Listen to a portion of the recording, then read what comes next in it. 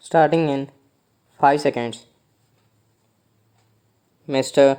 Deputy Speaker, Sir, I am very glad that I have the opportunity to take part in the discussion on the demands for grants in respect of the Ministry of Labour. I am very happy we have got a very good Labour Minister, but I do not know whether he is able to take all the steps necessary to improve the labor situation in this country at this critical moment.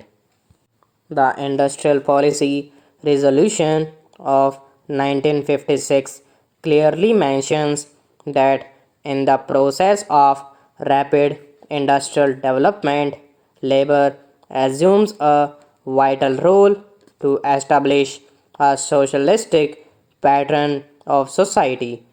The main problems facing the working class are of getting adequate wages, essential commodities at prices they can afford, some sort of shelter and cloth. The government minimum needs program has hardly reached the working class. The vast majority of laborers are unable to make both ends meet.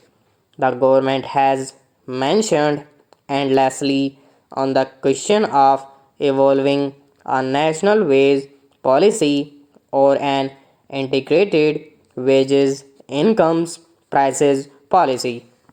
In the Labour Ministers' conference some time back, it was suggested that steps should be taken to enforce the minimum wages in the different industries. It was also suggested that non implementation of minimum wages should be declared as a cognizable offense and the offenders should be arrested. However, it had been agreed at the conference that more deterrent punishment should be given to the offenders and that the act should be amended suitably. Necessary changes should have been made in the central legislation by this time. The Industrial Disputes Act had become outdated and it should be completely overhauled. It has been claimed that the emergency has brought discipline among laborers and the production has been increased. Yes, it is a fact, but the laborers are forced to work and they are forced not to take part in the trade union activities. The trade union rights have been completely taken away from the labor.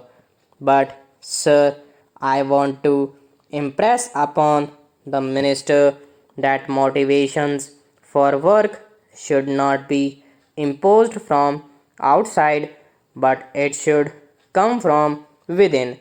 A contented labor force is an asset to the development of industries.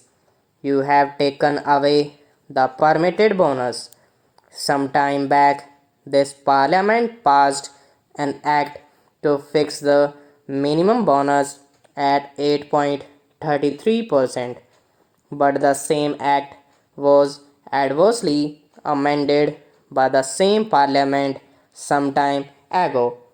Bonus was accepted by this government as a deferred wage, but the same government has reversed the conception of bonus, and this government says that bonus is a deferred wage, but it is connected with production and productivity. But what about the owners of industries? Do you know how much have they reduced the dearness allowance of the workers nowadays? Not only that, a number of companies have been held guilty for failure to deposit the provident fund money and also for mishandling the amount due to employees. Every year, nearly 2 lakh employees come under the purview of the scheme. The total number of employees covered by the scheme in the year 1995-96 was 61 lakh and it was 75 lakhs in the year 1996-97, whereas the average refunds amount to rupees 100 to 125 crores. The gross contribution to the fund was expected to reach rupees 58 crores in 1995-96 from rupees 51 in 1996-97, whereas the refunds to the employers on an average is rupees 10 to 12 crore. Naturally, such a situation calls for stringent regulation and control over the operation and administration of funds. If the administration of the Provident Fund scheme at various levels has to be really advantageous to the employees, there should naturally be regional offices which could directly deal with members of the fund who go in for advances, loans, etc. The present situation has offered an opportunity for the government to make necessary meaningful changes in a number of legislative measures which seek to protect and regulate the rights and working conditions of industrial workers and other employees. In fact, several clauses of the legislative measures have little relevance to the present day conditions. Regarding the Apprenticeship Act, once our Prime Minister said in the State Labor Ministers' Conference that the Apprenticeship Act had not been implemented vigorously. It had not been given a trial. Utilization of apprenticeship opportunity or filling such vacancies has not been uniform in all the state. Creation of skilled manpower has lagged behind the limits of possibilities. So, the more important point is what is to be done.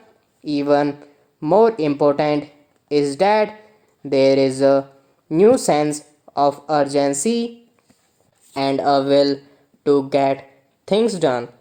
With regard to this, the basic problem relates neither to the number of apprentices nor to the value of their stipends. We hope that the government shall do its best to alleviate the feelings of labor and take steps for that. Stop.